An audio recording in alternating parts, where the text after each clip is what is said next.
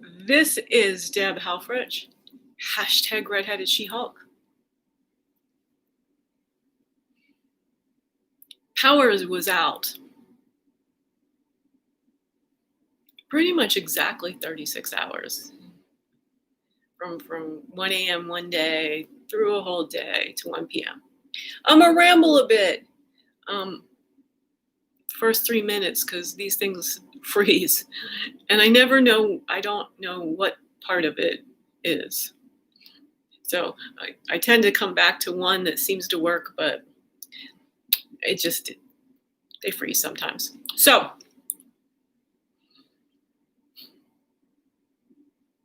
grateful for the cold stress. It got really cold here, island off the coast of Seattle. Really quickly in my basement. And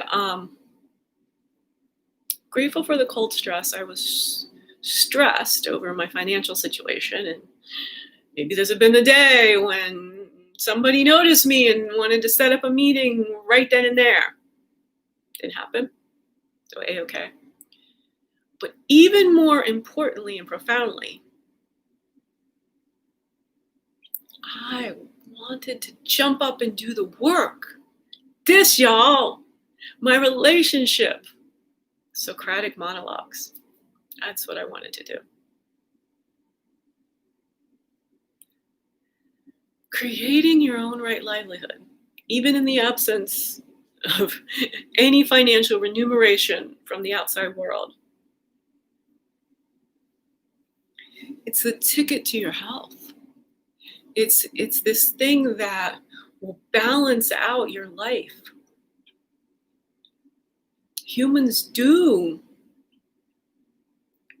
where we've evolved at with the capacities of our brain, we want to be able to vitally contribute. And it's vital to want to cook. It's vital to want to clean. We've turned some of these things into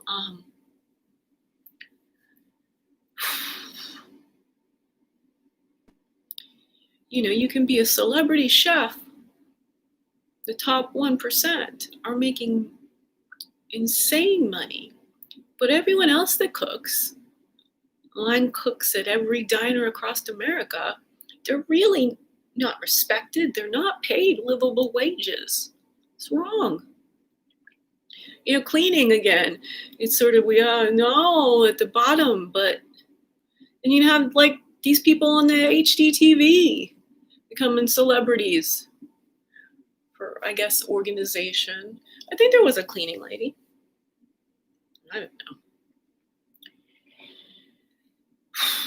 If not, if you're not sure what to do,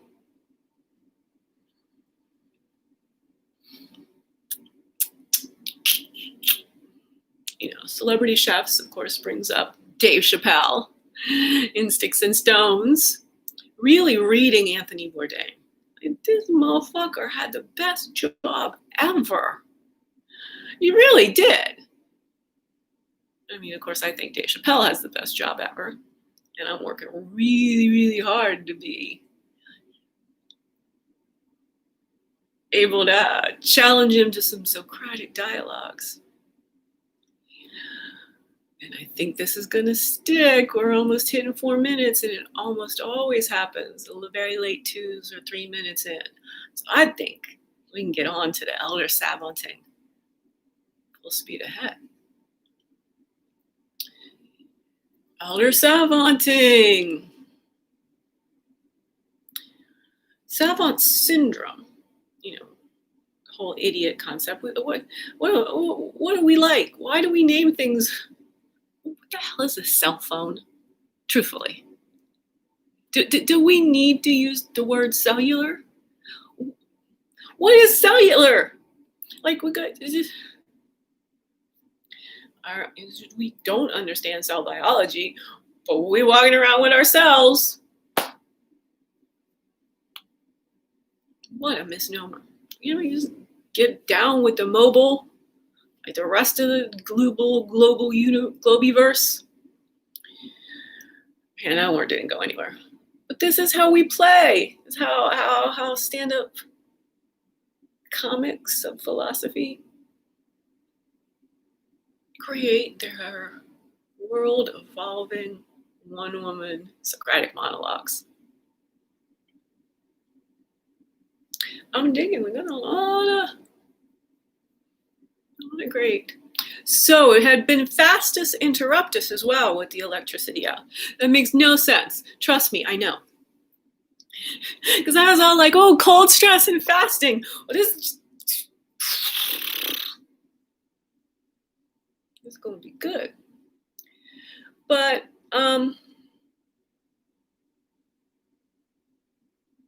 some was out of kilter in the physiology. Fasting day 1 was Sunday. Day 2, Monday, was like incredibly easy. Day 3, Tuesday, yeah, it was a day 2. And then day 4, no electricity. Right around noon, it was clear that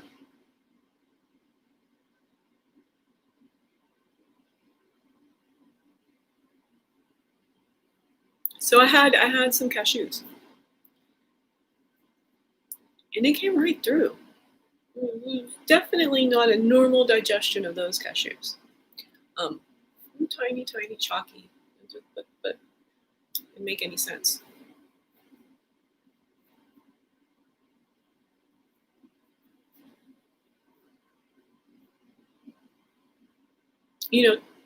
Paying attention to your body and what's happening and on the inputs and the outputs.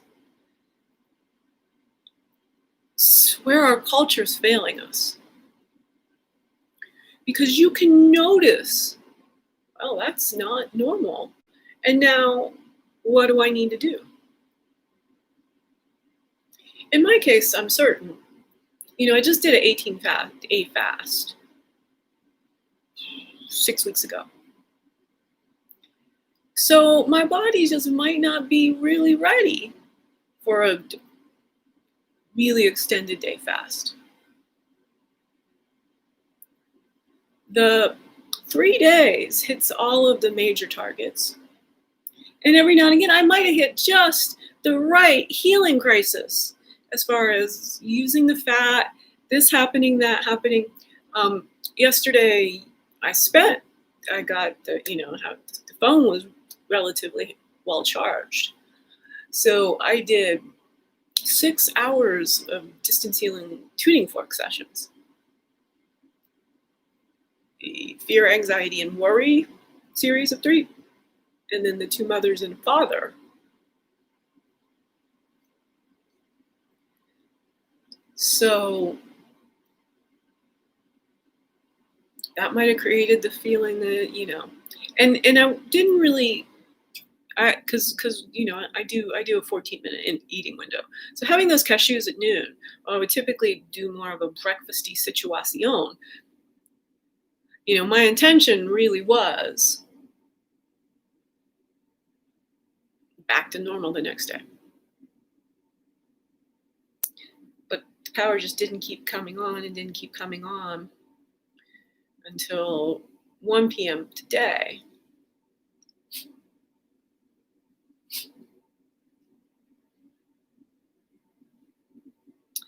And I had 2 cartons of cream left, and they've been 18, and their expiration date is already past. I think 10 days. I was sort of lingering. I was like, well, I can't throw away calories.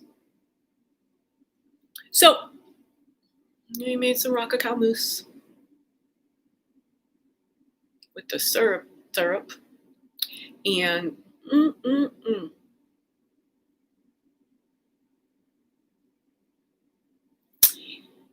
it also feels salient to just finish off 2 blocks of cheese, 2 bags of potato chips. So Friday, Saturday, get all into my perfect days, and Just had a great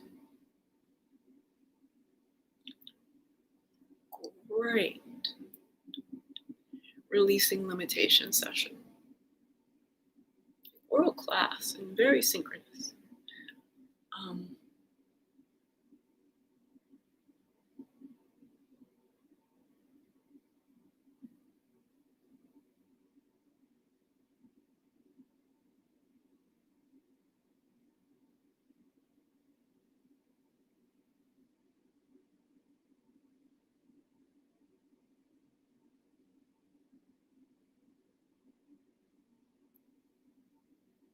Sorry, I just went off in dialogue with my friend.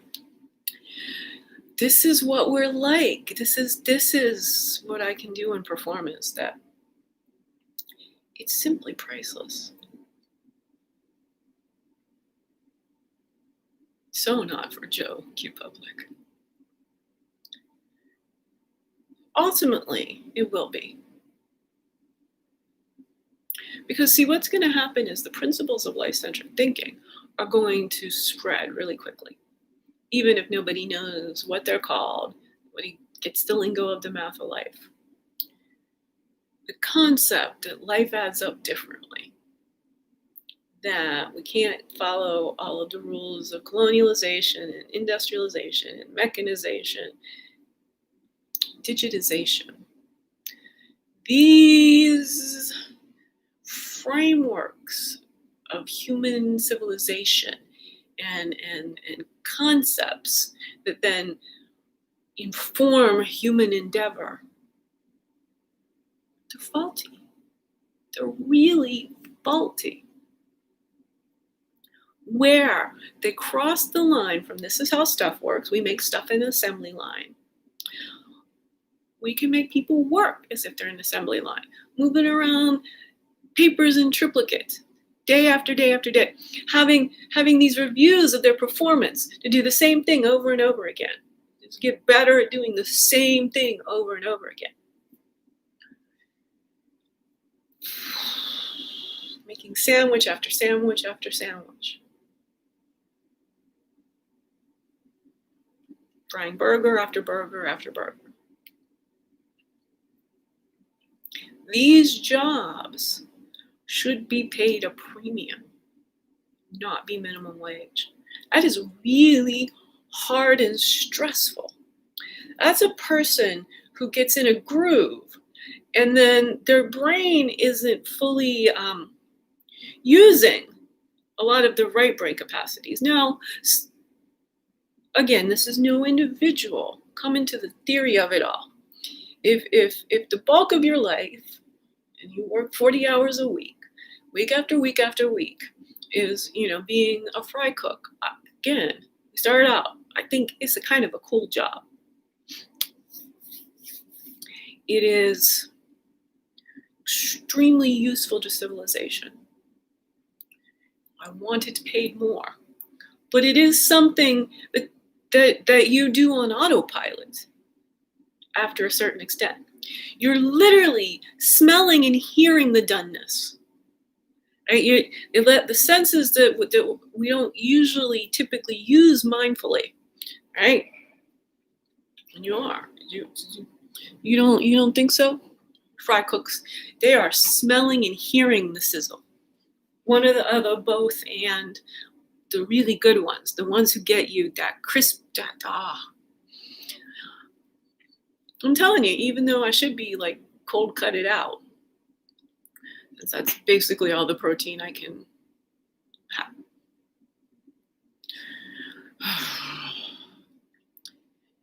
How am I staying alive? It's fascinating story. Most of which is probably too tedious, if I wasn't trying to learn this craft, doing my work. But I would really right now like a perfectly grilled cheese with a nice, real quality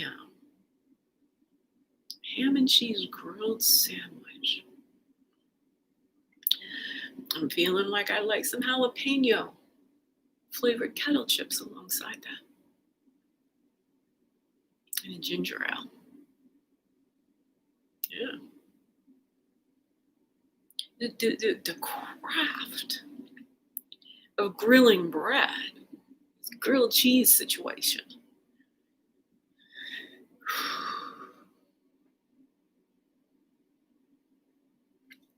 And the way cheese has gotten demonized. Is it vegan? Is it the way bread has gotten demonized? And yeah, no, not wonder. I'm gonna have to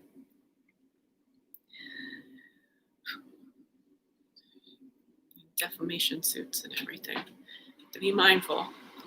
Categorically not. But come on, those low, that's and you know the gluten is a problem because of the glyphosate. It's not the flour's problem. Here we are, just like we trying to blame, and this is the PETA people. They're saying the methane, as the Brits like to say. Come the fuck on! Stop blaming it global warming on cows. Like the cows. And yes, we must immediately stop this feedlot situation. We must take down them fences, let them cows roam like they was born to do. And I don't want any of this industrialized livestock. You can't industrialize life. That's what I'm saying. And I'm saying it this way and that way and this way again.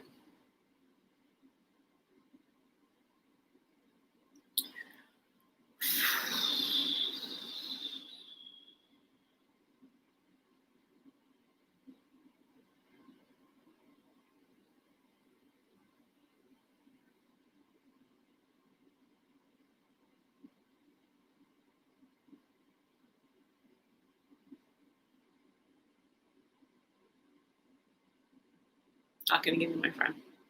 So, processing what happened. No, I was really impressed again. Getting back to the cow, State of Planet. Supposed to be writing an article. That's the other. And I got to check right now. I even got to probably put it in the phone.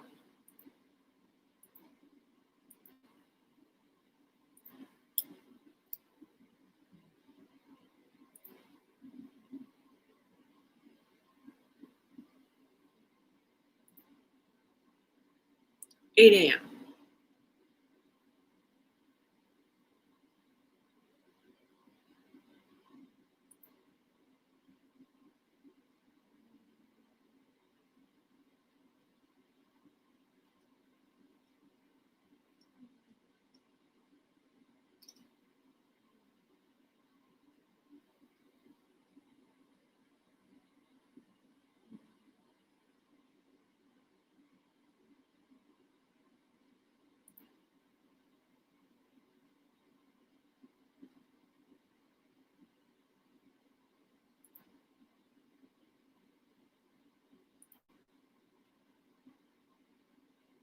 Oh, hello, you. No, I have a 8 a.m.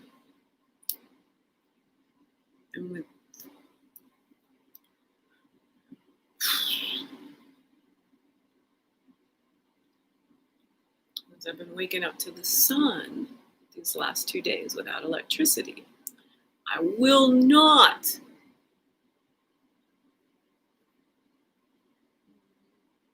get down in my basement for the sunlight to come and I face west.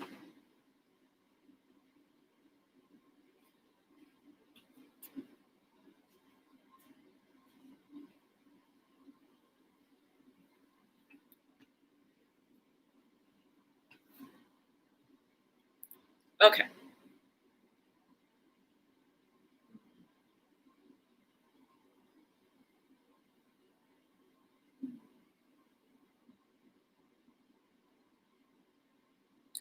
Get up at 7:30 won't work. 6:30. Really should be doing stuff. Which is 12 hours away.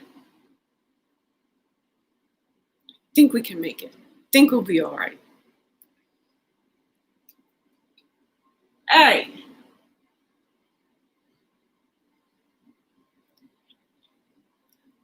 I don't think I'm gonna ever have resistance to showing up like this. But if I do, I just go read some. Today, spent all of yesterday in bed. And I got to read Tuning the Human Biofield, cosmology chapters.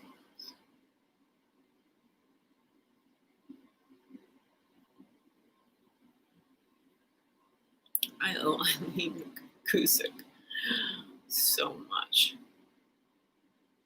I really will be making good on that.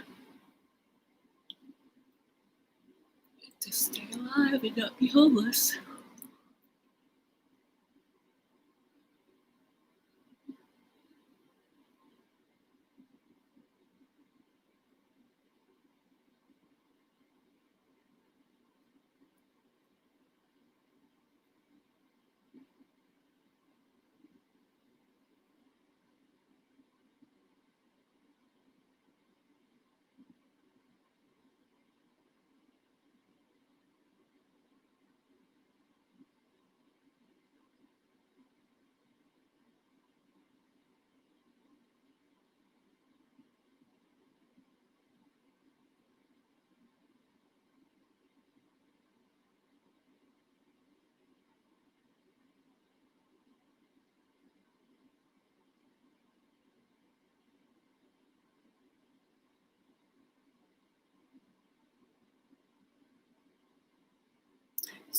So that was,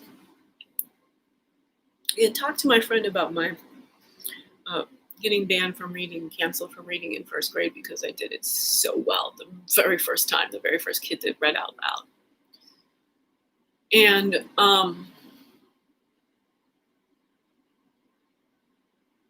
this was foundational. So, again, I had been reading for years. First grade teacher was charged with teaching reading to many people for the first time.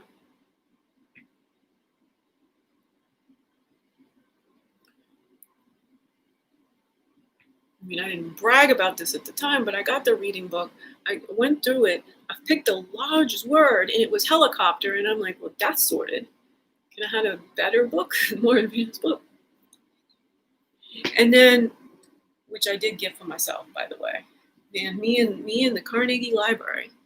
No, I mean, it was predestined I'd be going to Carnegie Mellon. It really was, for that Carnegie Library. But as much as, if it wasn't for that Carnegie Library, what's it going to be? The Ad Jack? What's the Ad Jack? $1 billion he's just given to women and girls. I'm not convinced you're going to do a damn that any outcome will come of that if there isn't a framework of life-centric thinking. I mean, they'll do good as the right in don't want to, again, I'm not saying anything bad about the people or anything. I'm saying the frameworks of how we think. If we stick with millennia prior thinking,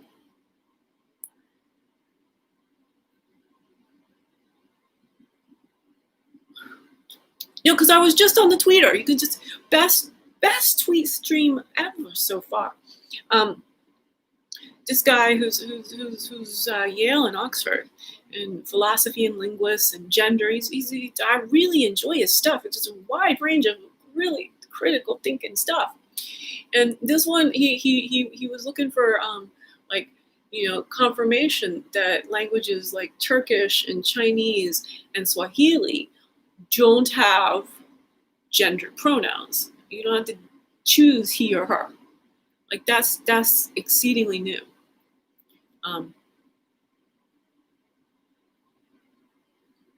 I should act the Izzard on this thing. I should.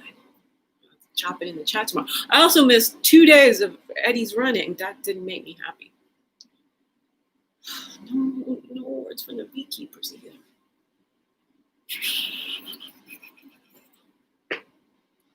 All right, so quite literally, I don't know where this guy was going with this, but I mean, so then somebody who actually speaks Swahili shows up and says, yeah, we don't have gendered. So Deb's like, what about Zulu and Yoruba? Quick Google search says they don't. I mean, we pretty much knew Yoruba. We pretty much knew Zulu too. I pretty much understood that they do not have gendered pronouns.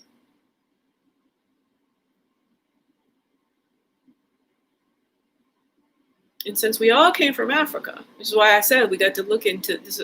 So it's like the origination of language. And wouldn't it be it? Because it seems like it's happening mostly in the Northern European languages. So we're across, so somebody chimes in, just chimed in a lot of different languages. The Pacific Island chain, a couple people. Malagasy, if I remember correctly, was one. So there's a lot. Like, it was so good. I just scroll, of course, for more African languages. That was precisely it. I wanted to see if anyone had said anything about Swahili. That was my line of. And so I'll go back tomorrow and reread this. Let my brain see what my brain got out of it in our quick scroll, and then go back, because the guy Brian Earp, he liked them tweets. He done some good tweets to put up on this discussion. Is philosophically speaking, we all migrated from Africa. So the African languages aren't gendered pronouns. And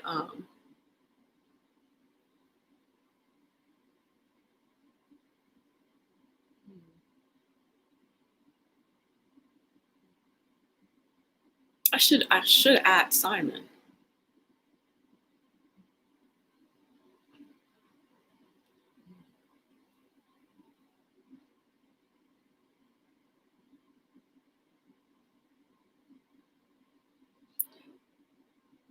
Turned off the tweeter for the night.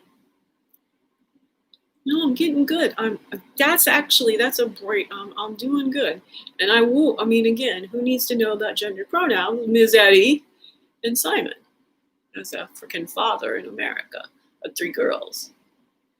Because he's the one. So then he's the one who's got me to understand that Kiswahili may be the Pan-African language. It really may be. And if it's not, it's going to be, well, Zulu and Yoruba. I mean, again, population-wise, it's Nigeria and South Africa. But then, Ghanaian, the first African languages I had any cognizance of, or from just hearing the word Swahili, would have been Twi and Fati. So, and I haven't, this Deb's process, the We Elder Sabonting. Yeah, no, does the Google Translate? And if you would see, honestly, if you would see my Google search, and when you do the dictionary, it shows me everything in Zulu.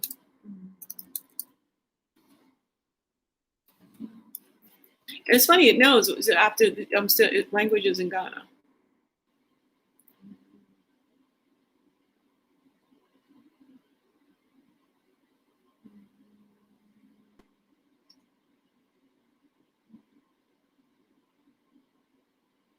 Akan. Asante Twi is widely used. Akan. Ghana has about 50 indigenous languages. Akan, Yui, Ga, Daguerre, and Dagbani, sorry. Twi is the African language spoken in the southern 2/3 of Ghana. Like most languages spoken south of the Sahara, Twi is a tone language.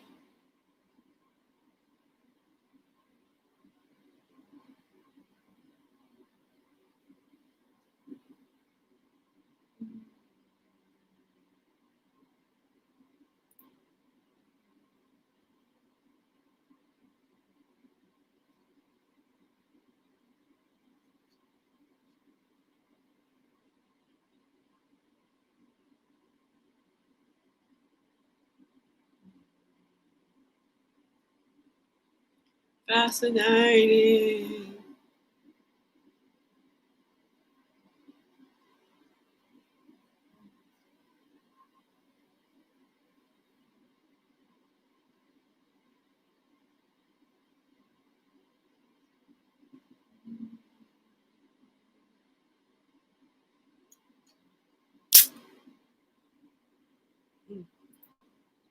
So philosophically, right, being that this is the case, that there was all this migration and all of the non-gendered pronouns, because none of us are binary. This whole concept of genderizing, and I said, is the languages that have the gendered pronouns. This is the places where we sort of separated women as an equal part of humanity, and we became the second sex. And you really started. You had to be a certain. There was a collection of behaviors and a collection of colors and toys you could play with. This is a madness. And you came through languaging.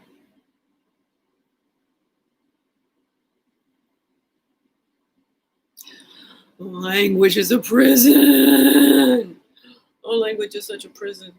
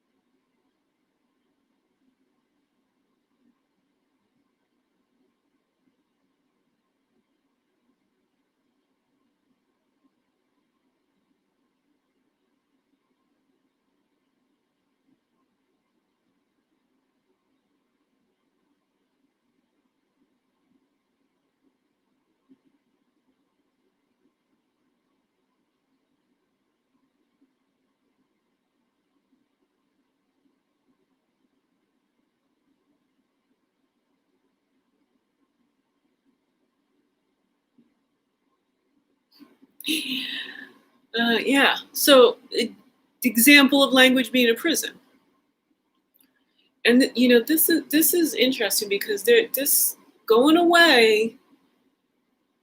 Well, that's why I didn't notice how bad I was. Um, I'm used to going away. I'm used to learning something new and really needing to integrate it, like putting it in to the field of what I know, when that's true or false. That's a valid thing. To what the validity of things as a philosopher. And so I'm always sort of, okay, getting it, and let me process. Let me run that through all of the gates. So what do I know? Is that brand new? Do I need to ask another question? Do I just let you keep going? Do I get more context? My mind is. I love how my mind works. I always have. And even as it stopped working in the beta frequencies, what I needed to do to become successful in the US of hypocrisy after 2010, is that capacity just went. But as I was hibernating and the melatonin, it upped my daydreaming. But I wasn't trying not to do this stuff. I never ever, and again, I never was even a day late paying a credit card until I couldn't pay all of it. Because nobody would pay me. There's no, there's nothing else I could have done. I mean, I operated at 100% on this stuff. It's y'all. I'm so worried about you, humanity. I'm really not. But I mean, the adults who have to make decisions, the adults, we are the generation that has to fix this. From the oldest of us to the youngest of us. Some of us who have been alive right now have got to completely change human civilization. Because civilization is the sum of all of us. And if we don't raise the thinking quotient of all of us, or again, illuminate the thinking quotient, because again, when I say raise, I'm trying to talk about getting rid of the delusion of white superiority and all of the heinousness of colonialization, right? Because look at, when our language originated in Africa, we didn't need to go he or her. Only did that occur when we needed to signal who was better and who was less. To give somebody an idea of whether or not the person was a fruitful member of society or was somebody who was only good for birthing and cleaning and cooking. Look at, do not test me. I say this to myself. It's it has to be done right in being a phrase, repeated phrase in the comedy, in the stand-up philosophy. Yeah. See, do not test me is the comedy. In the philosophy, I'm gonna still say don't test me. Don't test me.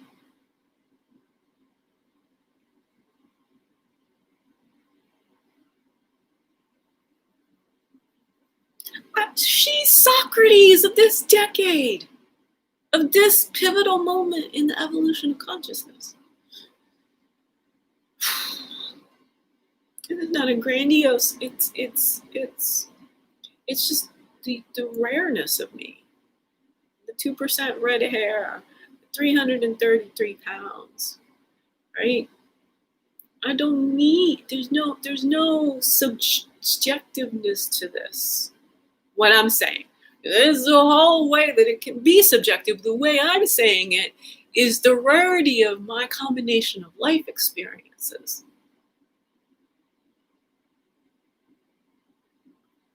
Yeah, I don't know that there's another She Socrates out there. I really don't know.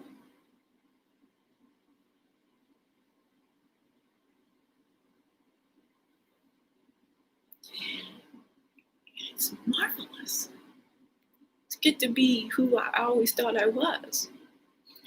That last really long pause was me just going, I always knew, even in first grade when I was getting canceled from reading out loud, because I was too fucking good at it. And again, go get my standardized tests from the state of Ohio. Really early. I was passing the 12th grade level on these things. And then I just sat there. And these basic fucking teach everyone.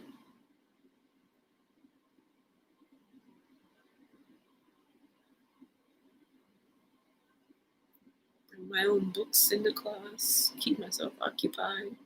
Never really got the doodling down.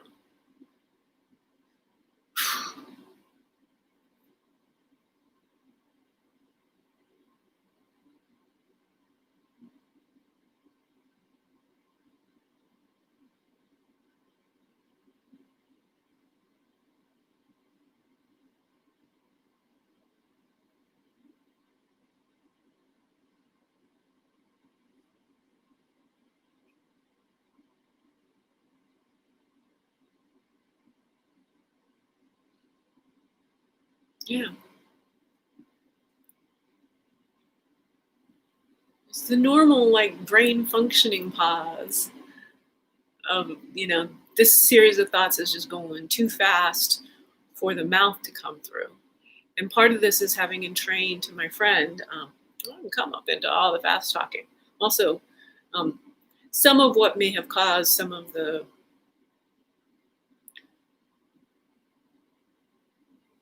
doing a 3-day fast, or I did get to 4 days. It doesn't matter. The numbers don't matter. But I didn't do a 18-day. I won't have done an 18-day fast because I had to take the chili out of this refrigerator that didn't work and heat it up. And so, I had a little something, something. Had to address that I can't throw away a calorie. And even though all of it was in only perishable, well, there's nothing else. I need to eat that cream and that cheese and make sure that, I boiled up that chili so I can put it back in the fat cap, so it doesn't go bad. I don't know if many people know that. There's the thing, things stay good if you make like something of chili and all the fat rises to the top and it forms a nice seal.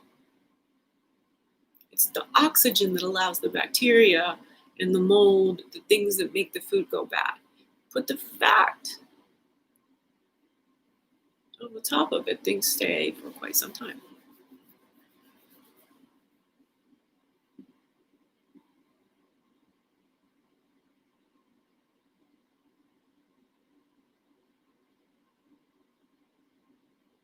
Evolutionary logic. We talked about African languages mostly not have. There's genders in a lot of other things. Other things being verbs and nouns. I mean, and not like noun gender like French. So let's just stick to verbs in a way that our language doesn't gender. The action doesn't convey a male or female approach. The earlier languages did. That got atrophied. Like 18 different, one of the things about Swahili. Very, very, very interesting. Very, very, very, very interesting.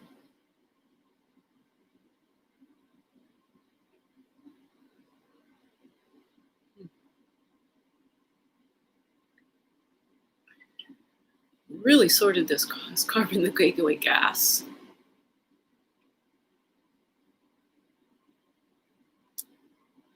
I mean, it's carbon in forms of matter. It's also graphite and diamond, soft to hard.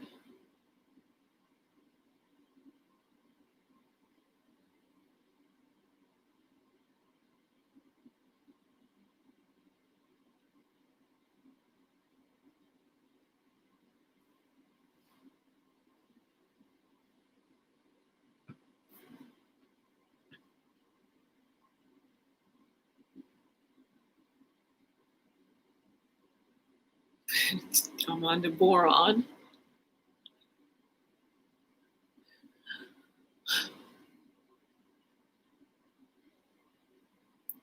Cosmic ray spallation, or some supernovae called one day boron back. It's all, all these space terms, and in a certain way, it's kind of ludicrous, right? With the first paragraph of the elements, all this stuff. It's a perspective on it. I mean, I'm not saying it's bad. I'm not saying it's good. In fact, I'm right here saying, well, of course, do you understand it from this perspective, which is galaxy evolution, universe evolution. There's a word that needs to be coined. So evolution really describes life, but there was an evolution of stars.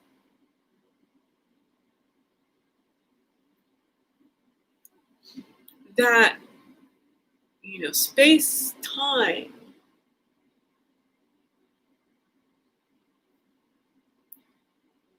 the way we conceive with the limitedness of our brain about, an 80-year lifespan,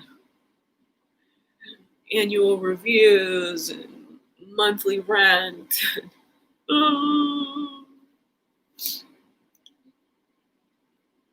You become dependent on a concept like the Big Bang that's the start. But there's no time and space. There's also not really distance. I mean, again, we're measuring it. Distance, kilometers, right, is not really what the stars are about. It's about the force of attraction and repulsion. And it is most likely electromagnetic. The Birkeland currents and, gravity. So these are all constructs. Gravity is like a subforce of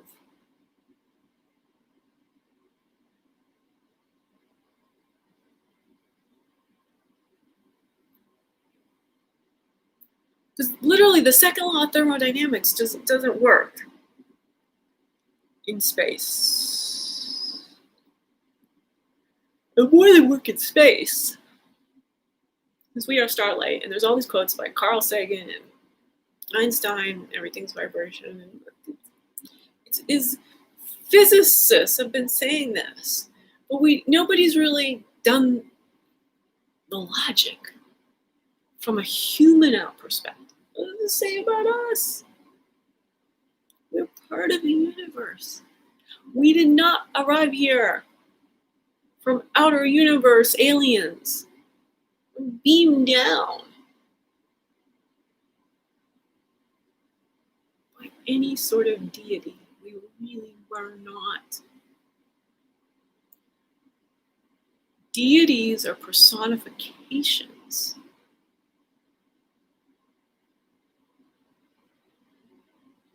of, from the Jungian framework, archetypes, types of humans, writ large, becoming stand-up philosopher performers. I'm such a Buddha archetype. Big, fat, Zen cone, confusing as fuck, complex, but really good, really working on the precision of language. They'll go on and on and on and on and on and on and on. Teaching you in ways, embodiment ways, in complexity ways that you can't even, and then boom, boom, boom.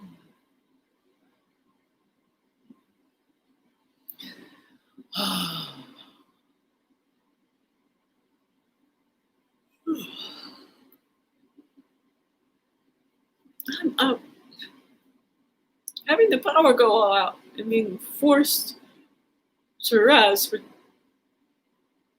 seems to really tire you out. No, I'm not lying to you all. I need to sleep a lot.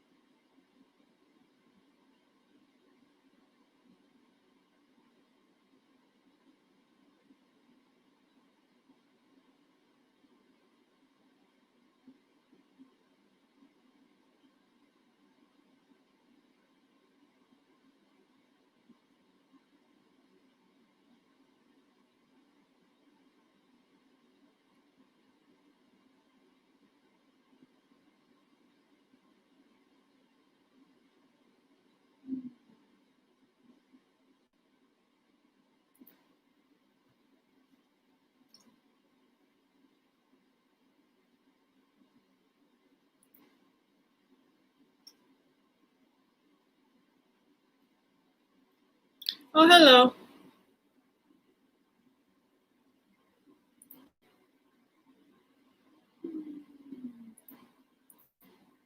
Coming back to you.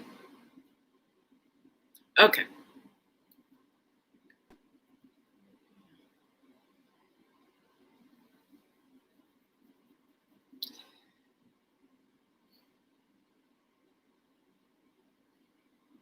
Just had to like a post on my friend David, a Nigerian filmmaker, saying he's using God given talent to raise his continent, his beloved continent. I want to say something too, but Africa got my back no matter what.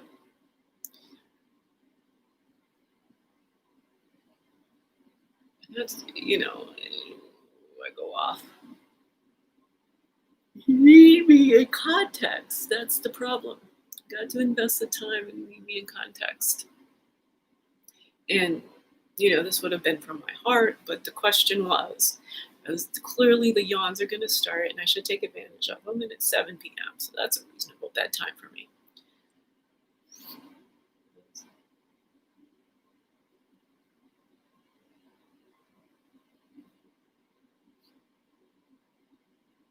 It really is. So,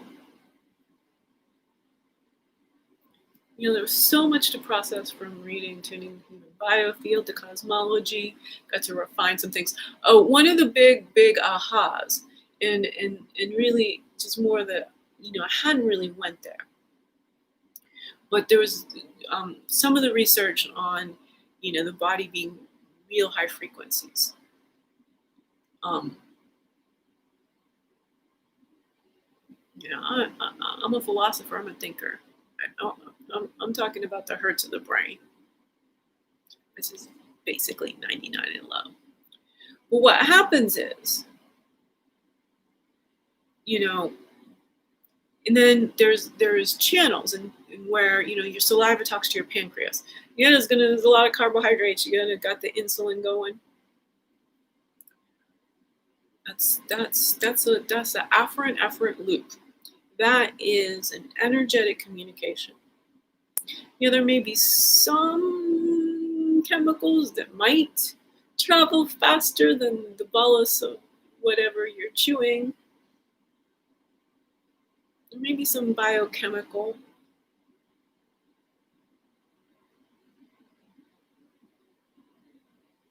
I mean, we're if it's not going at the speed of the food. So, no, this is again, don't gloss over this. This is this is sort of in our culture and society. Like, we don't like to go away from what we know about. We know that happens, but how does it happen?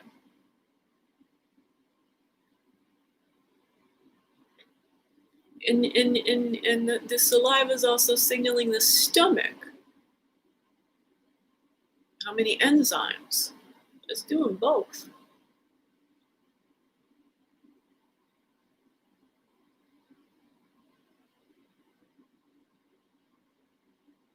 These are separate communication channels of vibration of electromagnetic waves.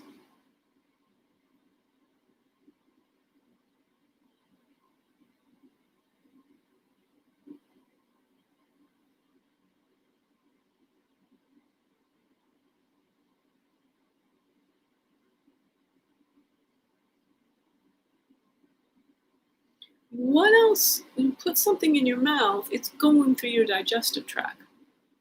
So are there sensors in your esophagus? And I think most of us would think the food hits the stomach.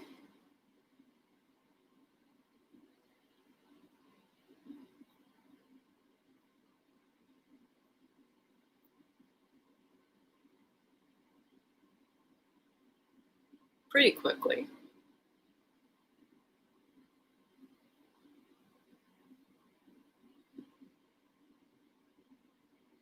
But the stomach is getting a bolus of food.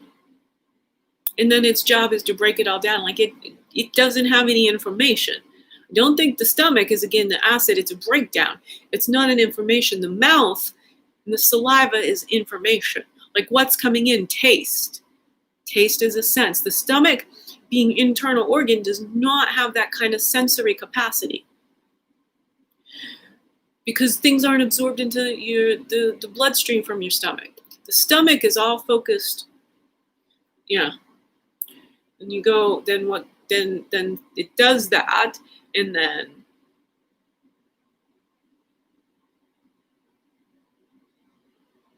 is it the complexity of carbohydrates versus proteins and fats that just get the carbs and just pass through the stomach and into the small intestine much quicker?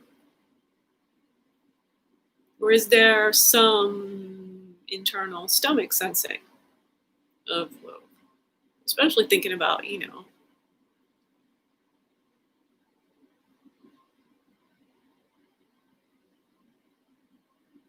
the complexity of what we eat. Just take a bite of pizza. Get the protein from the pepperoni and the cheese, some fat in both of those, the carbohydrates in the crust, the more complex carbohydrates in the vegetable form of the tomato sauce. You're getting, completely non-fabricated from a can, and you're having a pretty. And the crust has some fat and water and yeast and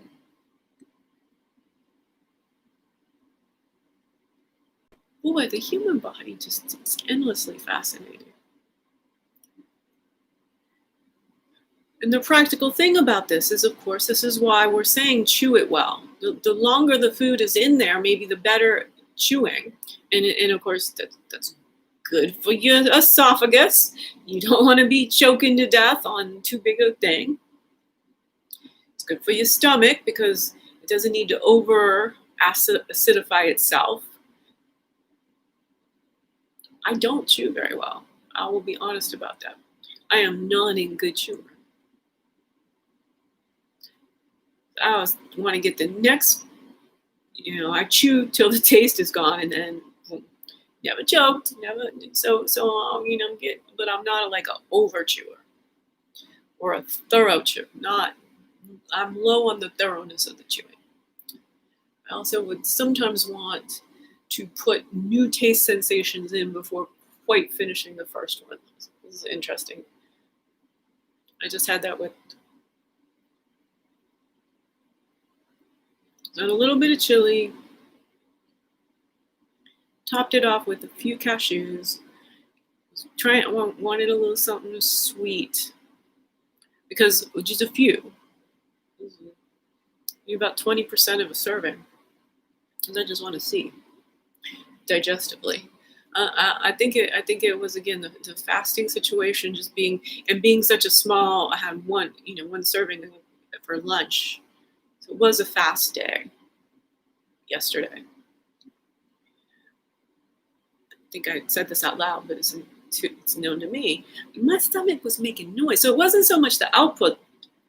I came to be conscious enough to notice the output, because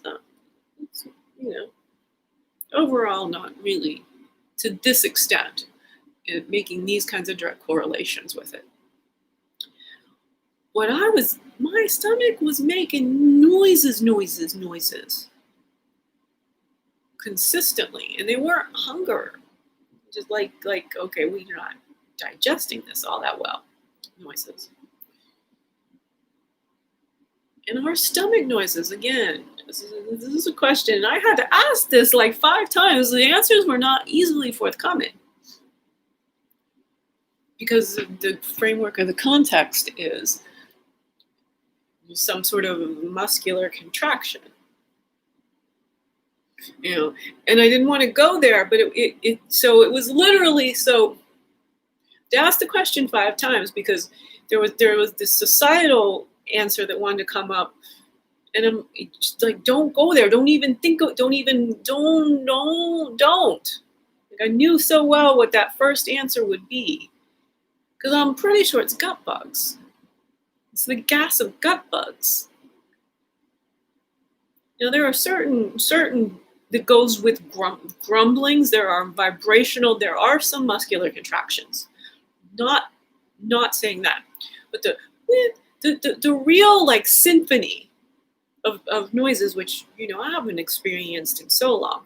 And at a certain point, I was like, this is happening more, and I just can't hear it because the space heaters, and the air purifiers and such. But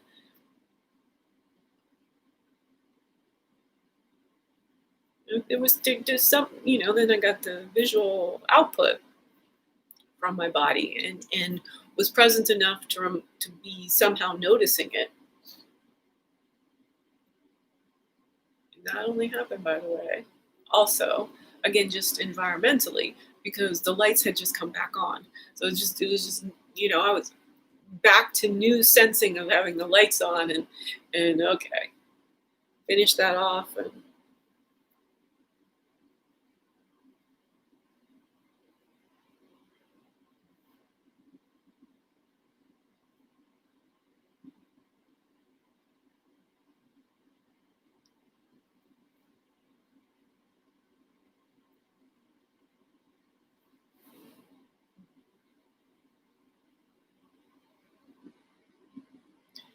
I'm really worried that my hair is falling out. I'm not okay with this. And it would be falling out because of financial stress, if it is. And I remember some previous winter of also experiencing this sort of similar thought, like this can't possibly be it. And your toenails stop growing mostly in the winter, so there just may be something going on seasonally. There is definite changes in like my eyelashes and my eyebrows in the winter. So, but the problem is these hairs. This is how long my hair is. These 3 feet of hair. Oops. Yeah, it's.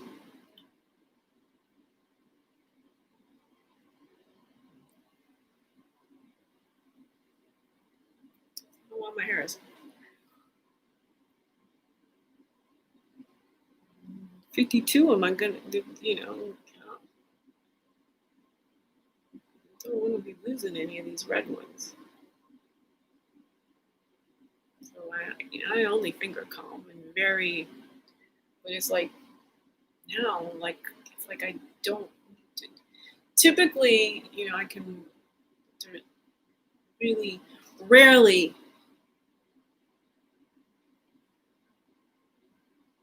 hair that comes out.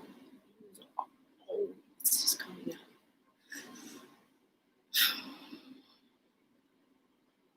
So what you've done to me, fucking U.S. of hypocrisy, big credit.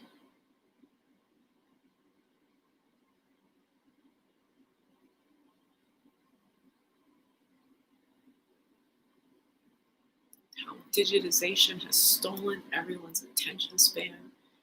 Nobody has time to see.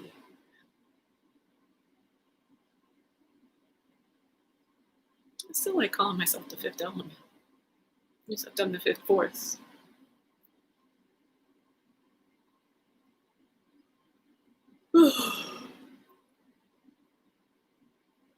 Really getting seen. It mattered so much, and it just was not present. Because of the complexity, because of the degree of difficulty of what I'm achieving, because of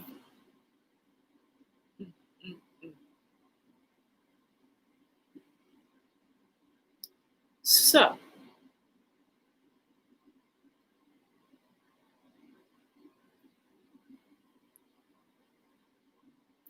tomorrow we'll do nitrogen. Trying to think if I should.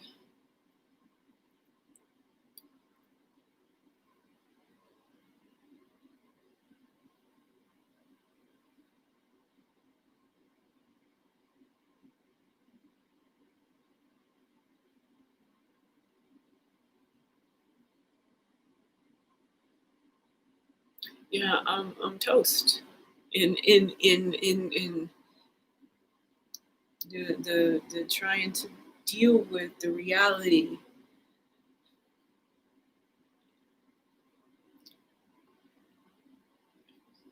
We can just go get nitrogen right now.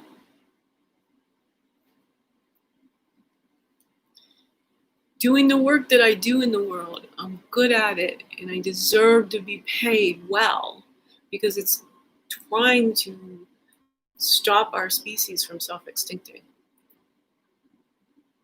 And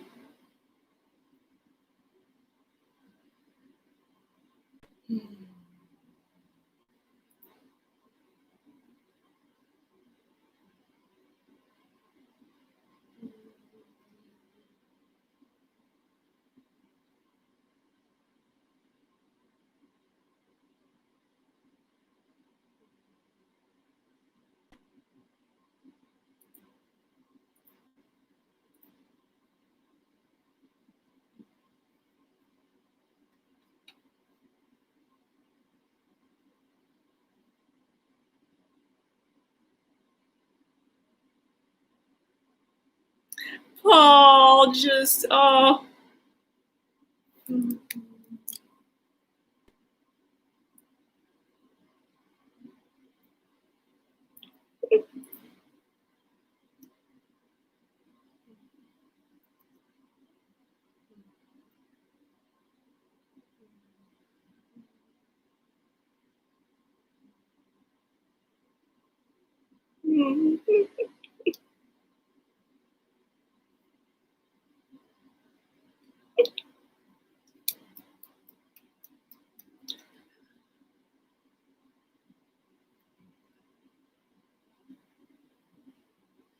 So here's Paul replying to my comment, giving me a nice detailed comment back. It's like 10 p.m. in DC. He can't be in London yet. That don't compute. Because that's what. But it's kind of funny because that's what I was trying to think. Am I spending time? Do I tonight, or just see if I can catch up with my other friend like that's the processing. Like I care too much about other people. This is what come up with my friend here on the island. So I'm always, and I'm thinking. Thinking.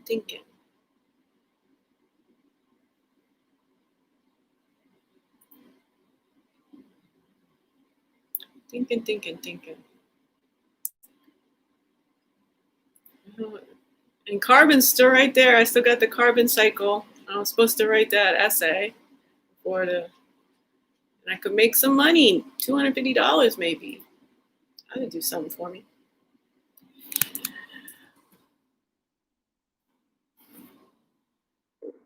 Right now, what's going to do something for me is learning about nitrogen.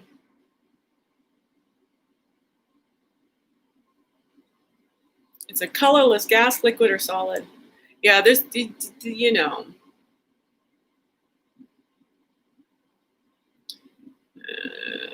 Okay. Discovered and isolated by Scottish physician Daniel Rutherford in 1772. There's a couple other people. Nitrogen present in nitric acid and nitrates.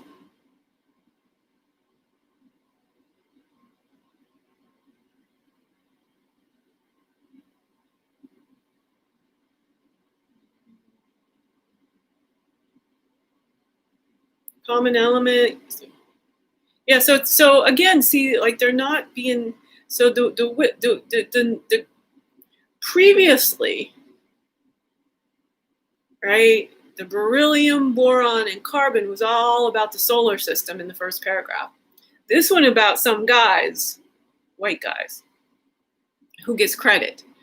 Then we go into the second paragraph, lightest member of group 15 of the periodic table, P, I guess silent P, pnictogens. Pnictogens. It's a common element in the universe, estimated about 7th in total abundance in the Milky Way and solar system. At standard temperature and pressure, two of the atoms bind to form dinitrogen, colorless, odorous diatomic gas, N2. Dinitrogen forms about 78% of the Earth's atmosphere, making the most abundant uncombined element. So our air is mostly nitrogen, much more, and then the percentage of nitrogen than oxygen, then just a little bit of carbon. It's this excess carbon in the air. This is a big problem because carbon is a gateway gas. We'll go into that. Let's stick with nitrogen. Nitrogen occurs in all organisms, primarily in amino acids and thus proteins, and the nucleic acids, DNA and RNA. That's brand new. That's brand new. And in the energy transfer molecule, adenosine triphosphate. Adenosine triphosphate. Sorry, I'm trying to, where's the nitrogen? Adenosine triphosphate.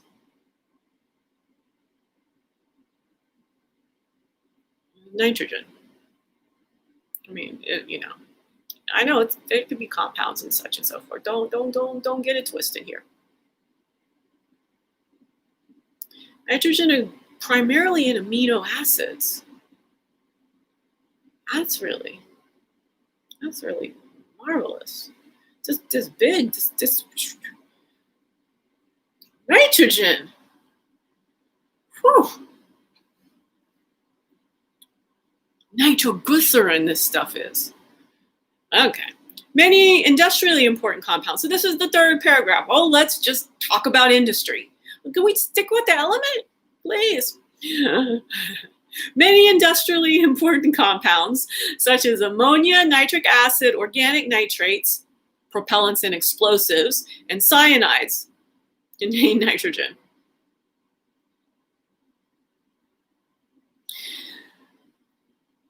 The extremely strong triple bond in elemental nitrogen is the second strongest bond in any diatomic molecule after carbon monoxide. It dominates nitrogen chemistry. It causes difficulty for both organisms and industry in converting N2 into useful compounds, but at the same time means that burning, exploding, or decomposing nitrogen compounds to form nitrogen gas releases large amounts of often useful energy. Synthetically produced ammonia and nitrates are key industrial fertilizers, and fertilizer nitrates are key pollutants in the eutrophication of water system. Yeah. Eutrophication.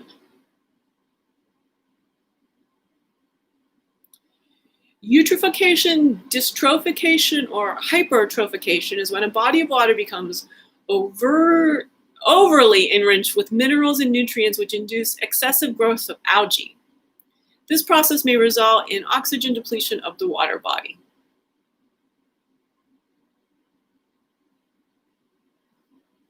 Apart from its use in fertilizers and energy stores, nitrogen is a constituent of organic compounds as diverse as Kevlar. Nitrogen is a gas. Kevlar, used in high-strength fabric, in cyanoacrylate, used in superglue. Kevlar to superglue, like that's like entirely the opposite. These elemental elements, man, thinking about these elemental elements. Are you with me? This trip through beryllium, boron, carbon, and nitrogen, waking me up. It's the last time you got high thinking about the elements. I don't know. All right. So this is just a few more. We'll go past superglue, but this, right, like really like Kevlar and superglue. So this is back to like graphite, which you can make marks on paper, and diamonds. This should make you high, no matter what. Heck. Uh-oh. We haven't even gotten to the table of contents on Wikipedia. This has been truly phenomenal. Nitrogen is a constituent of every major pharmaceutical drug class. Again, nitrogen is a constituent of every major pharmacological drug class, including antibiotics.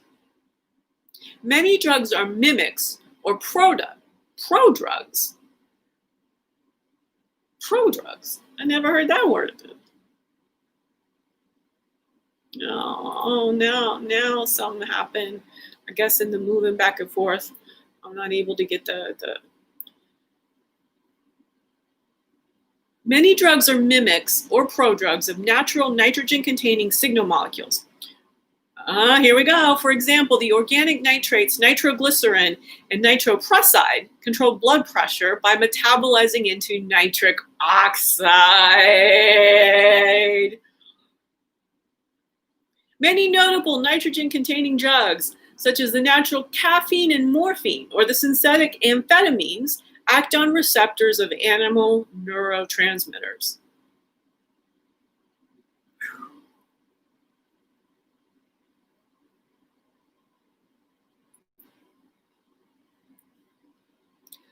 Carbon may be the gateway gas, but nitrogen, that's the pleasure element.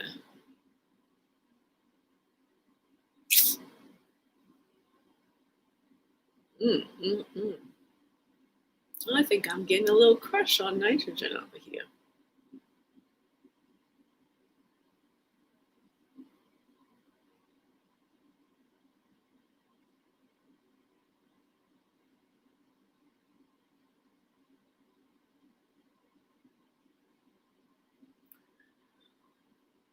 You're not gonna see this coming. This definitely in the comedy and in the most profound philosophy.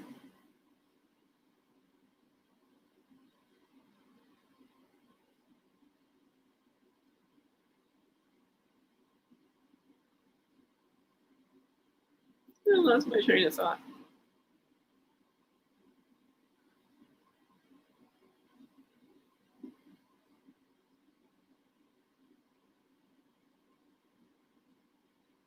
So this is a blank out. Because it was so self-evident to me what I was about to say.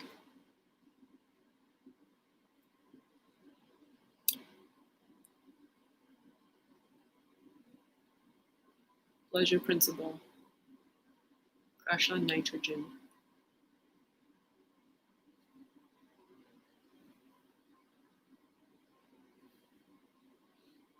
Yeah, I did think about. That might have just caught up.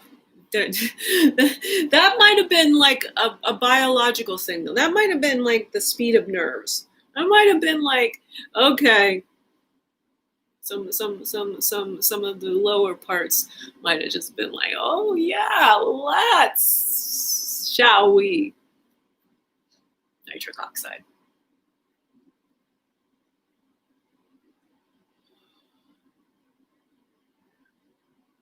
So what you weren't gonna see coming, and I even so not where, but it's important. You know, being morbidly obese, the fat, and how did my diaphragm even work? And this is just one piece of hair. It's just bugging me. Sorry about that. Bugging me. I'm losing my hair.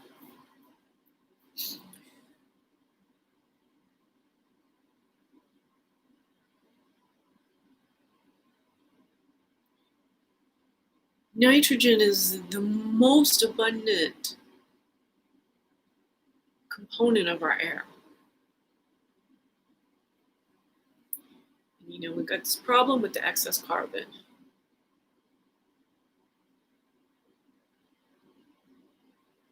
Carbon dioxide comes out.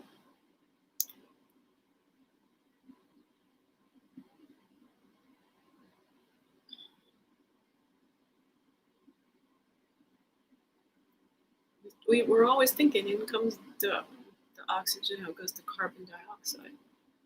Nitrogen is the most. What do our lungs do with nitrogen? Google.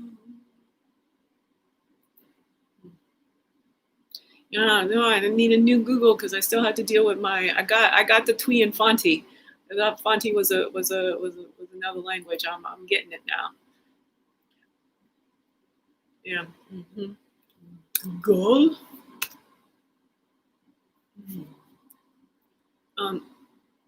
Okay. Well, let's just go components of air. That's right.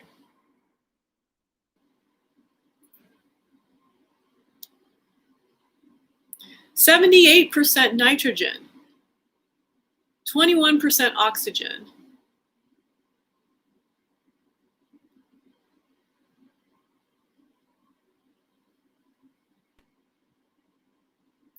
Is less. So okay, sorry. To do this math, you got to be. It's 20.9. There's okay, 78% nitrogen, and then it's 20.9% oxygen. Oh, like this is very valid for me to just have said 21. But then other gases are less than 0.17%. So there's just other gases. And then there's argon, 0.9%. And then carbon dioxide is 0.03%. Whew.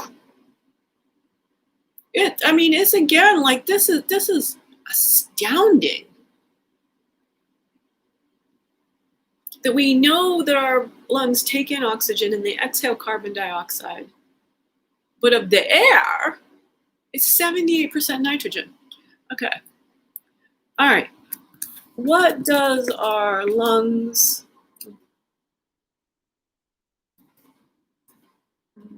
do? What do our lungs do with nitrogen?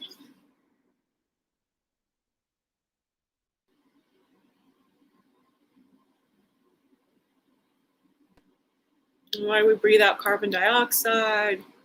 Oh, here's one. Gas exchange. Yeah, no, it's just gas exchange in humans.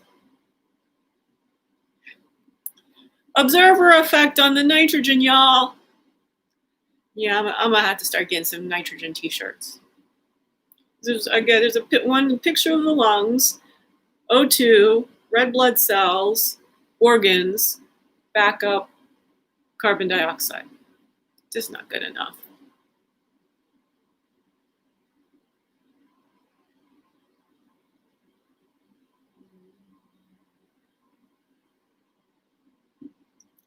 This one says gas exchange in the lungs is still just this basic principle.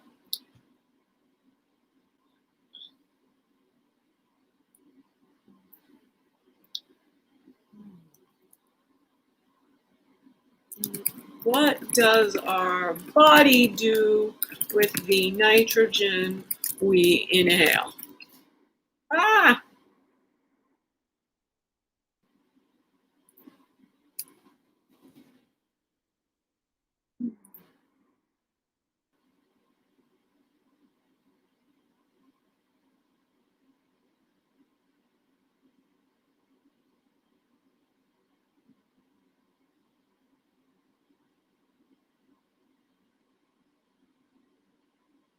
So like the top Google result is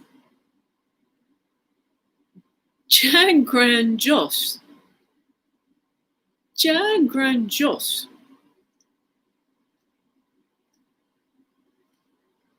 It's like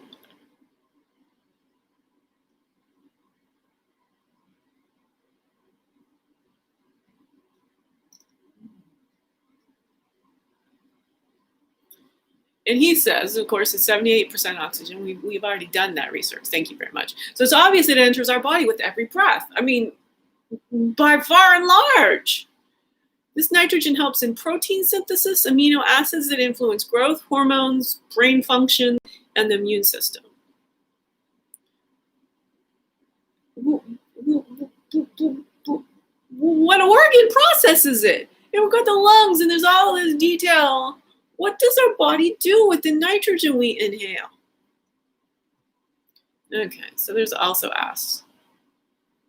Maybe some people ask it less complexly than that.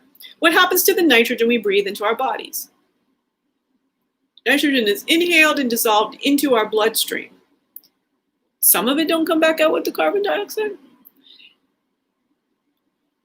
But as an inert gas, it doesn't normally interact with our body chemistry the same way oxygen or poisonous gases like carbon monoxide, chlorine, etc. The nitrogen goes in but does not react. Therefore, it is just breathed straight back out again. Okay, that's, by the way, that's from Reddit. Like this is like uncharted well-being philosophy territory. Nobody talking about this.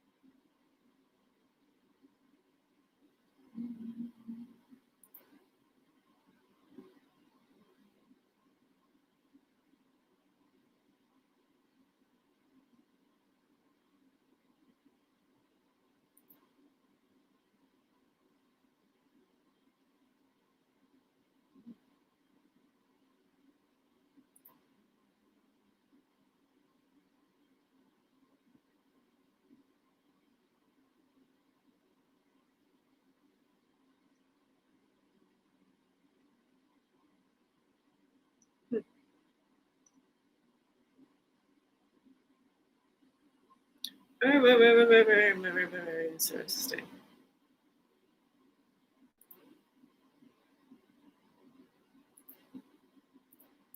But I'm telling you, when you take a philosophical approach and you just, the first few paragraphs above the table of contents on the Wikipedia, the elements are fascinating. I did always have like a schoolgirl crush on that periodic table. It's so coherent. It just makes sense.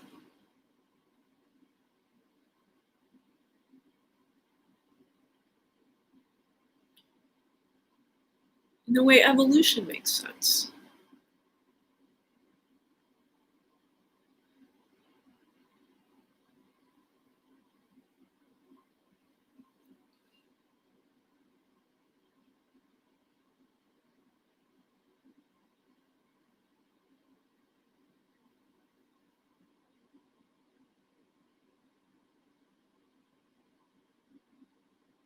Okay. I can't even formulate this question or the answer in English. Like I literally had to go dark and then see the you know, galaxy of little tiny pinpoints of light in my eyes. You know, don't you love that effect? That effect.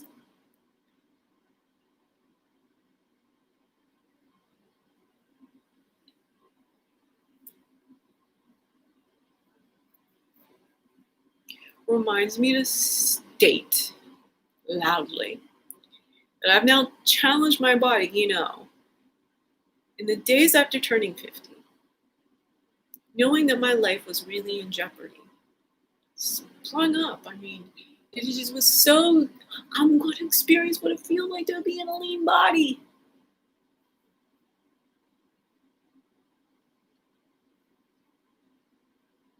Yeah, this is a much better profile. And we got to get this right. We're going to get this. I'm getting better at this. It's as much that I don't have control of the side, which is a dysfunction in right. Remember, the left brain operates the right side of the body, as a real, serious, molded over, stroke-like analogy to what's going on in my brain. Real brain dysfunction.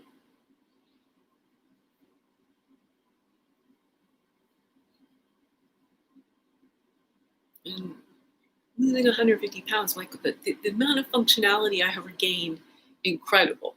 So I suspect this is a very subtle. Most people have it. Most people do not have completely symmetrical faces. I'm just a bit wider right here. This is still here, which is some of this muscle. That's new. And it happened, but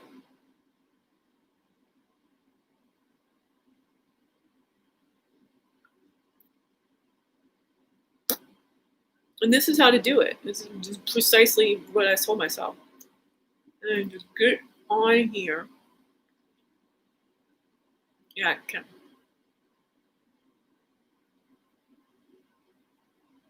So I was telling myself, again, I'm literally instructing myself, and I can't do this out loud because I'm exercising my mouth muscles, I'm trying to do a circle.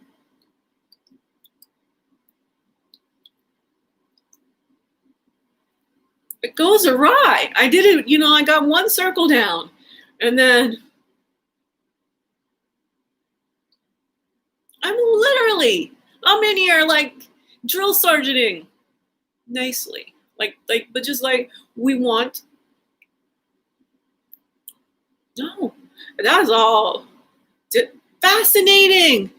Look at yourself in the mirror. Yo, just solving shit.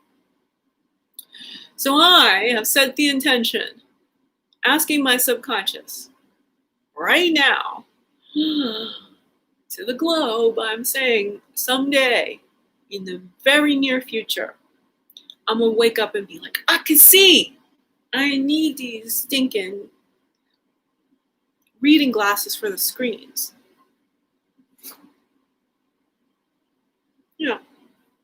I can see some of this. This is my disrupting VC into AC.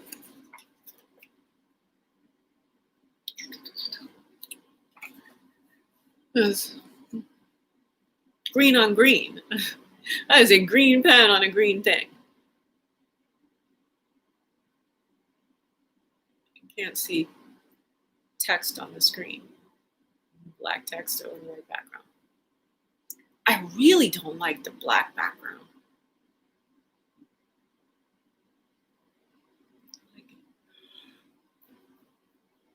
I just gotta no, I did not.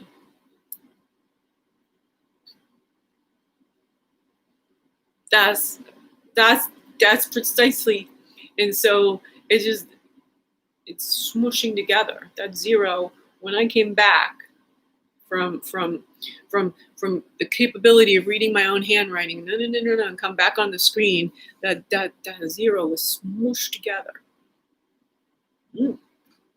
So maybe I'm not right. I'm smushing.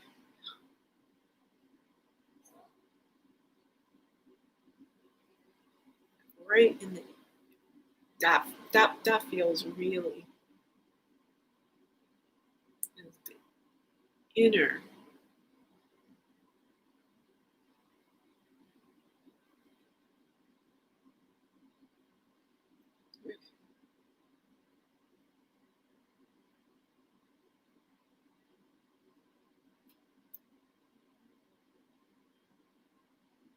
This is better on the hands. I have time to figure out how to.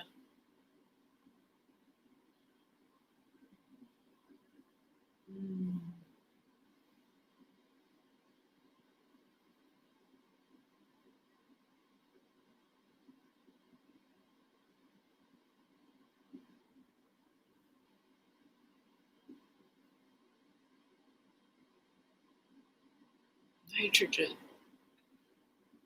nitric oxide, pleasure principle.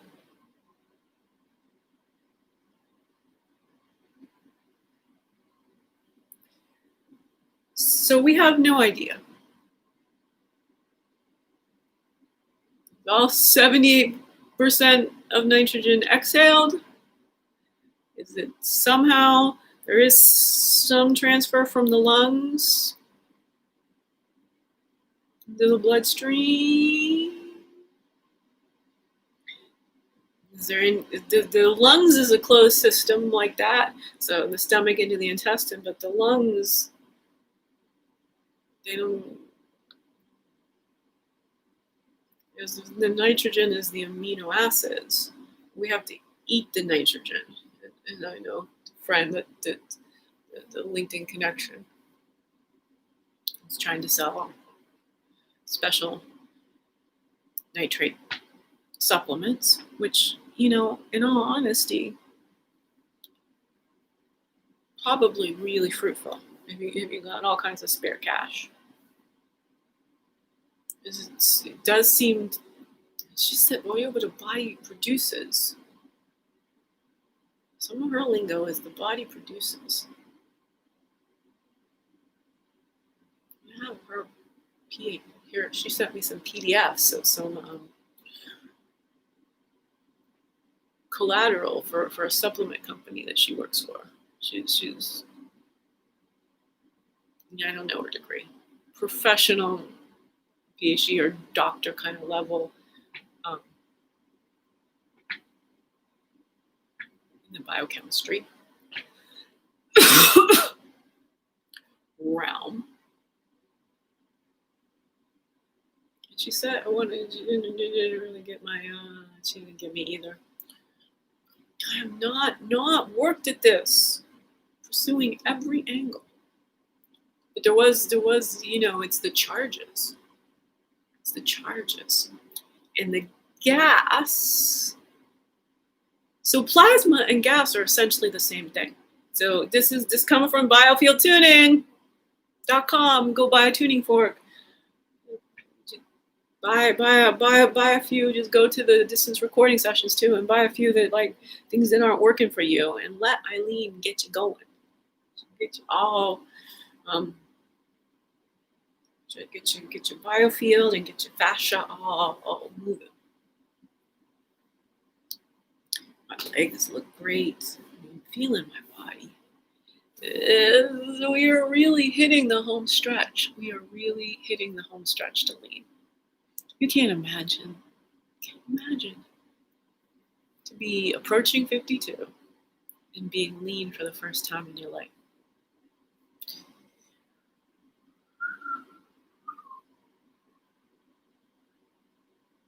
This requires focusing on my posture, focusing on really, because I'm gonna be a ecstatic trance dancer. I'm gonna share that with the world on the stage and put all my dance moves on. What I'm talking about. Let me explain E equals MC squared to you from the human body perspective. It's a good way to put it.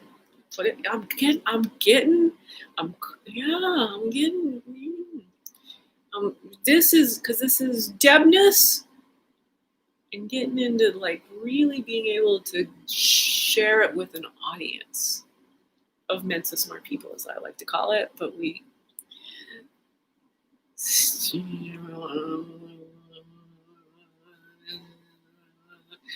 people in all their judgments about whether they're smart or not smart, belonging to the organization. And Ann said I should apply. I'm like, I'm gonna take them out. Just like Sherlock on Elementary, Johnny Lee Miller's Sherlock. There was the organization that was a Silver Star that credentialed detectives in New York State. And he's like, I'm gonna take them down. I'm gonna take them down. Oh, great. The electricity's flickering. So we will.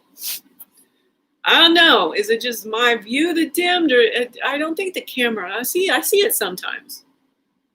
I don't know. That was 2 flickers.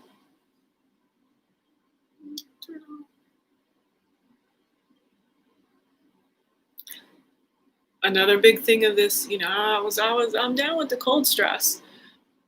But this was hard. I really have become adapted to needing a warmer environment as I was in the way. Far less insulation. 150 pounds less insulation is 150 pounds less insulation. I need my driver's license, and I put 169. Your guess is good as mine. And it renews on my birthday. So by my birthday, if I'm, again, the scale, the numbers really don't matter. If I'm like 180, that's 11 pounds between now and then, and there's going to be a lot of fasting. What I was thinking, again, good on you. So I was working, we're working with no money for calories, very limited stock, and we don't want to be here anymore. We're asking and begging to be in a loving household. Top priority. And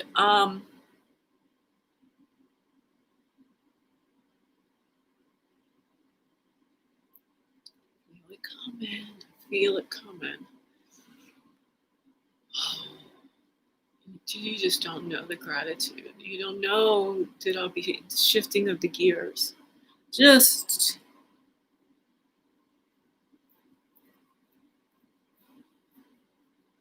this fear of homelessness when I need to sleep all the time. I mean, nobody should be going through homelessness. Nobody should. And I'm going to talk about it as I have fun being all nitrogen t-shirts.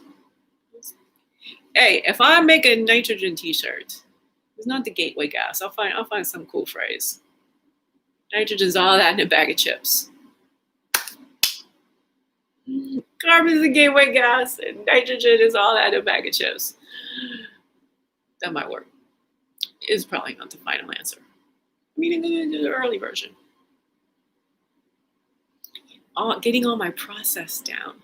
Like just letting this go. Just going elder savanting.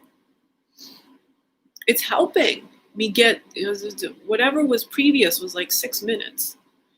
That's the other thing. Well, did I share this? What's and not Vanessa. She's liking everything. I want to get in her brain. A fellow shallow. I hate that word, fellow. And it's like I'm just not coming up with, how to cancel it and have oh well. African languages don't have gender pronouns. There's no he or her. Pronoun. They. That person. Them.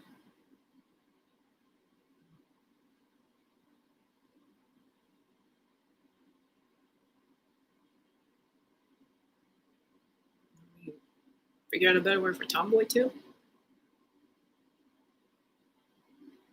I mean, because in a certain sense, I've always cross-dressed. Now, it was because, I had a better chance of fitting into boys' clothes. In a chunky sense. Yeah, I'm mostly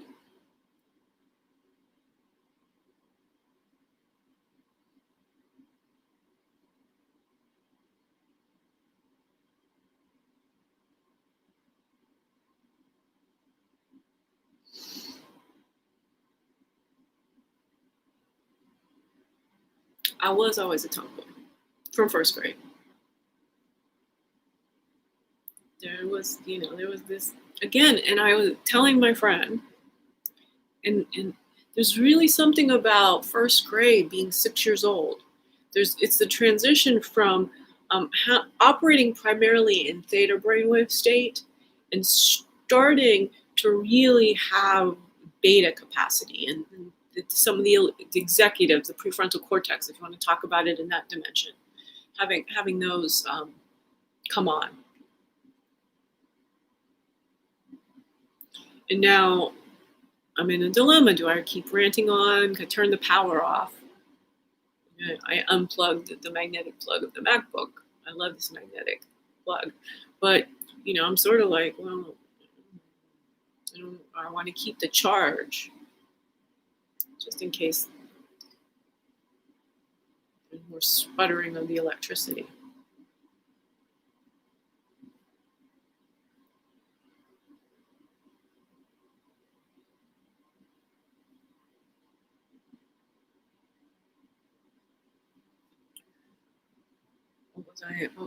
What was I trying to record for posterity?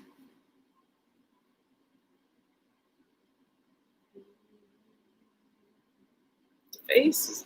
Just recording the face.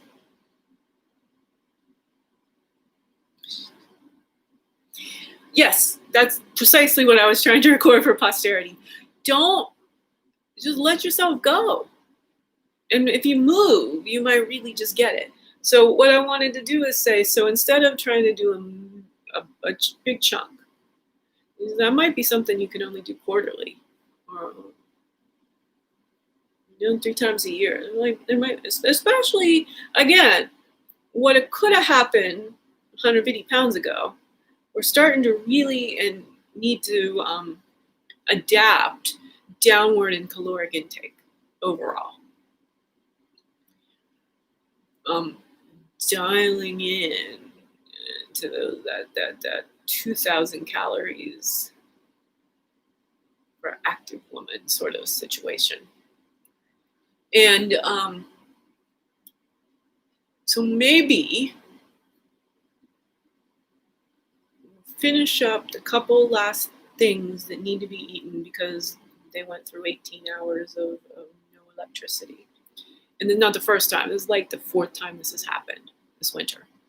Last times there was one actual full day, and the others, it came back on relatively quickly. Even like the previous Sunday, it was out, the electricity was out for like an hour. So, just, I need to finish off the cheese and cream. So then that'll be Friday, Saturday. And then we'll ask the body. We continue.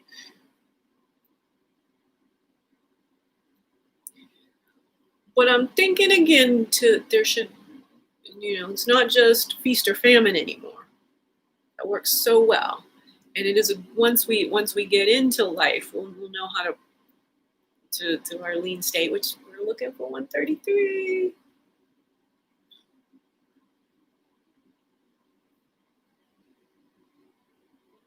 So I don't want to say 193 pounds. I'm going to say 187. No, let's just hit 200. Let's just do it.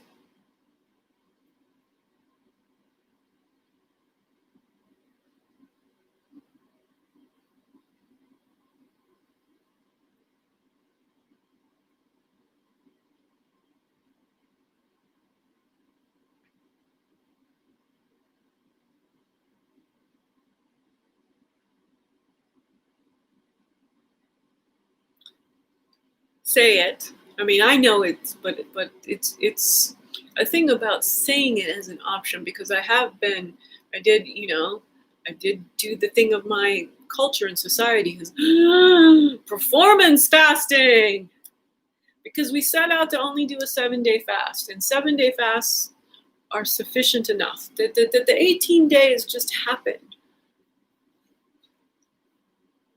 It just happened. No way I could have planned that. No, nor really set out for it. Unless I was trying to achieve, spiritual, something that I had an actual mental objective that I wanted to really tell the body, but in my case, let's finish saying that. But the body is, you're not in charge. I didn't need to say that to myself, but I'll say it out loud. So at the spiritual level, and going on a hunger strike for principles, is it's this exquisite place where you're telling the body it's not in charge. But most of us actually need to let go of that kind of stuff, a lot of it, because we're just putting all of our life force into some corporate GL account. We're squandering that life force. So most of us really truly need to come back. And this is my problem with Joe Dispenza's languaging. Don't let your body tell you the body is pure. The body is your best friend forever, and it's trying to keep you alive. And so in my case, I'm trying to make sure, a lot of fanfare, that alternate day fasting is sufficient.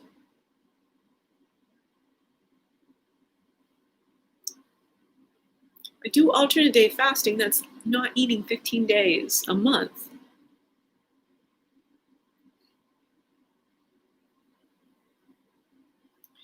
Because this body needs powered right now.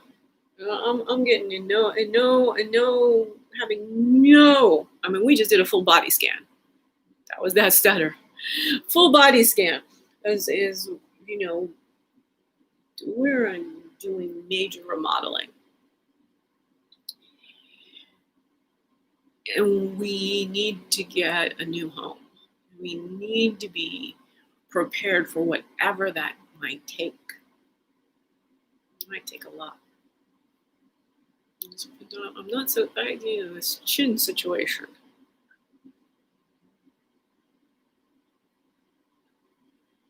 There's a lot of fat in the chin.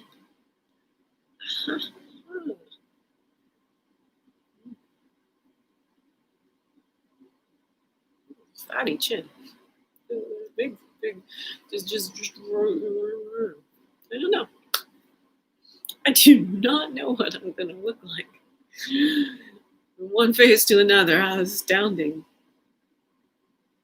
Astounding. And have the kitchen light on, saw my reflection. Just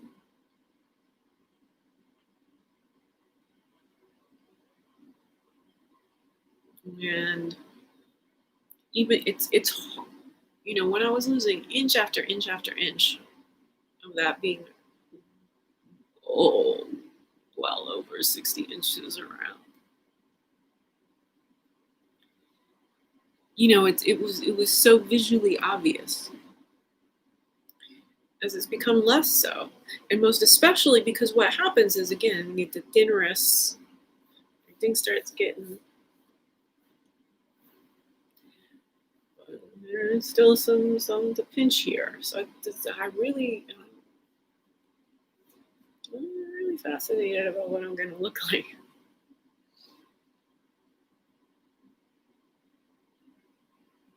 And then there's getting to 133. Then there's the body recomposition of maybe some of this little bit, build a muscle, build a muscle.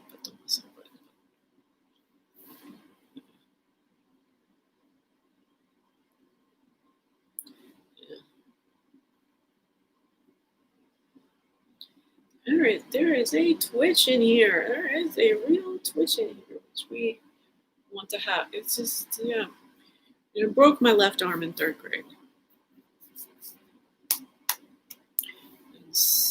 The shoulder feels less. It's like my right side was where the extra board, the expandable dining table, big deal. Putting in an extra leaf in the dining table. Feels like the right side expanded out to deal with to keep that center in this. So all my dysfunction. There was a while there where I was always tilting my head, but I think that's sort of because this lots of pain.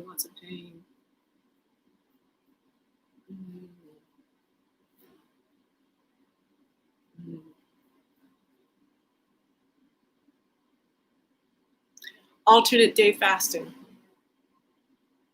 Less fully intense for a body that's really now, got to keep the skin tight. We've got to, we're 50, years old, we're going to really want to do this where the body has what it needs to keep full on burning. Fat, fat, fat, fat, fat, just the fat. Push the burn the fat, just burn the fat. Maybe we can find a boyfriend.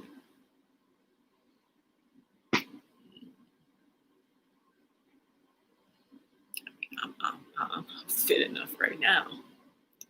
There's this sheltering in place. Okay.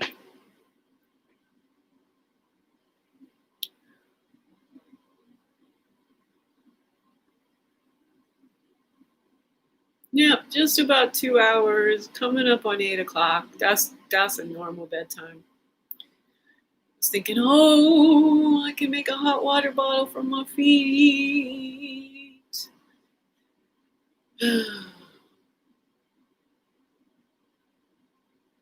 Comfort, pleasure. This is really part of evolution in a way that the Western measurement medicine man, Western medicine measurement man.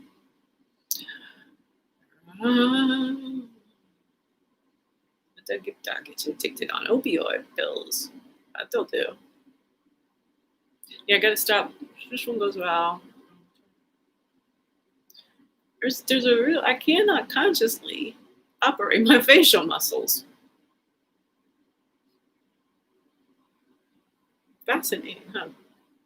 It is definitely pudgier. Definitely.